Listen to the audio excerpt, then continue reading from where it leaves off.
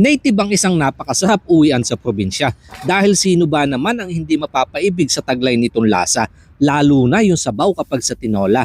Pero may isa pang paraan na baka hindi mo pa natitikman. Tapusin mo ang video, baka gusto mo din itong subukan. Pagkatapos matanggalan ng balahibo, saka ko ito sinilaban. Para ang natutunan ko dito sa Thailand. Dahil mas masarap mabango kapag nasusunog na uusukan.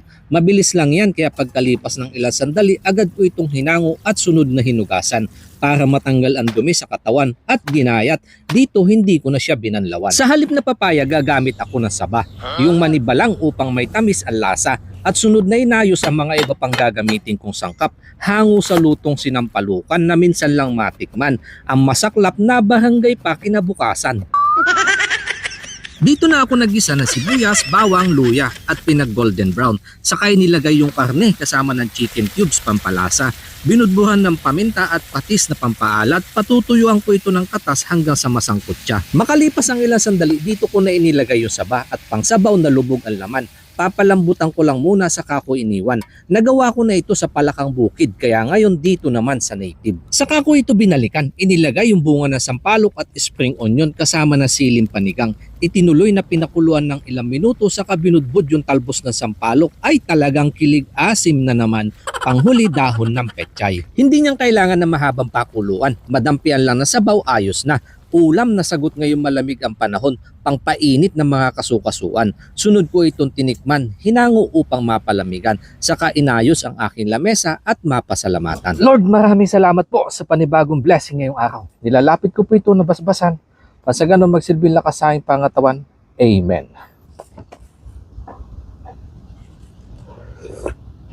Uy.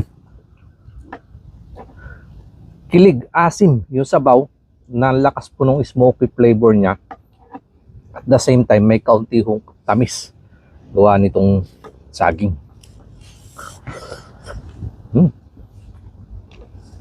Patis. Kalamansi. Tsaka sili.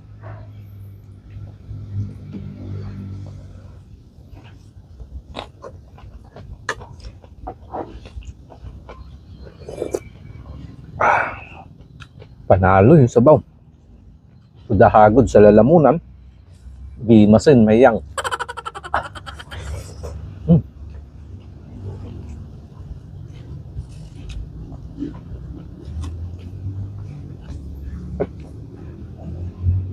Kinuha ko po yung mga pati mabuto. Ang lambot.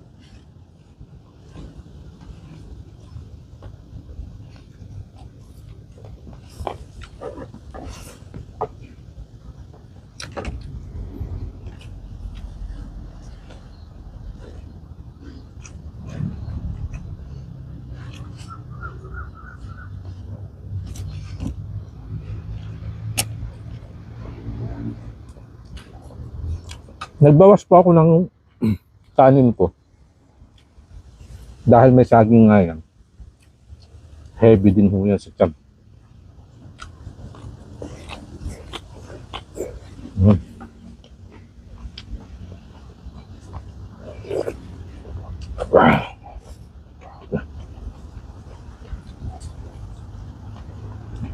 Atay.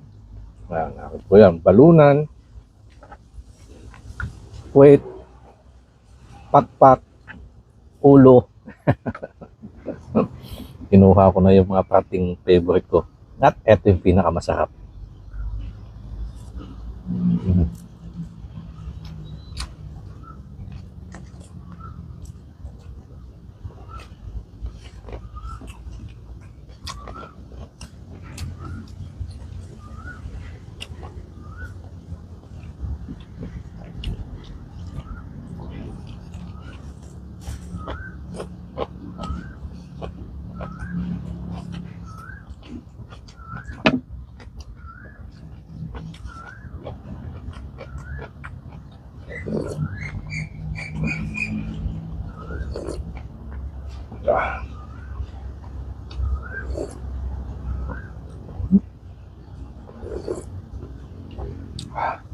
Ang sarap pong balik-balikan ng sabaw.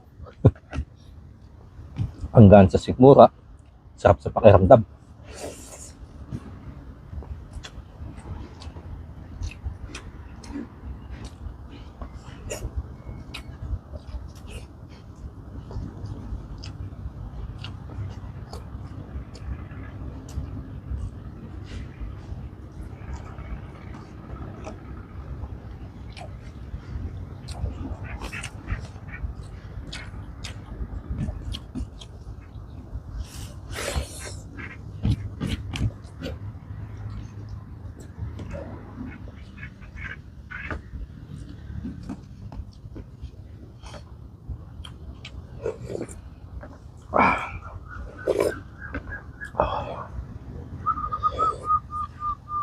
Try nyo tumakan na yun.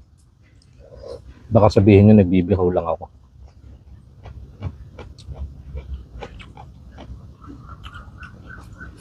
May kakaibang kombinasyon at aroma yung kanyang sabaw.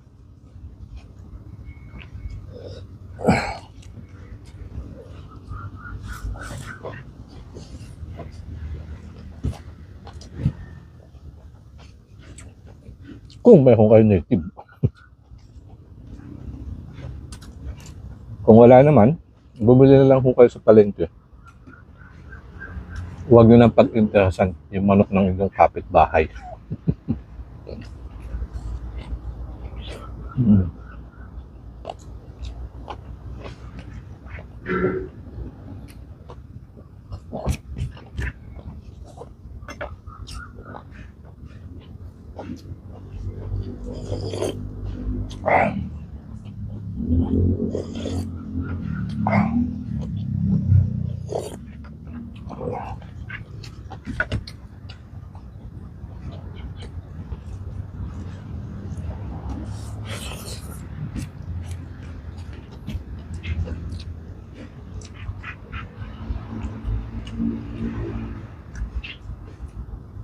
Atay.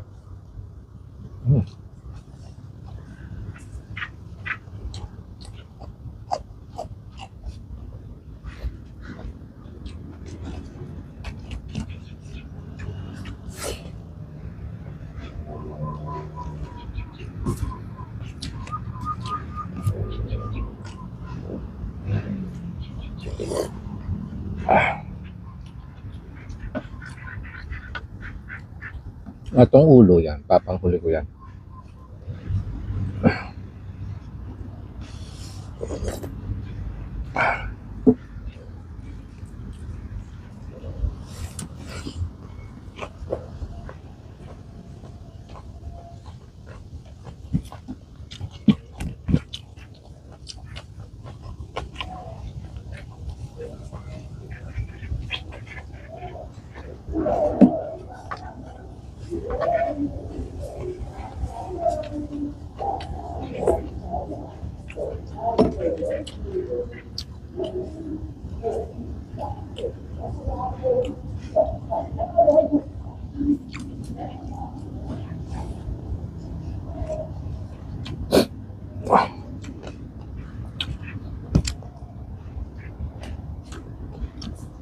Malamig o kaya mainit ang panahon yan.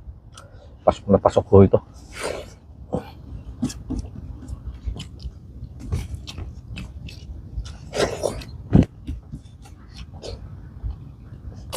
Okay, solve.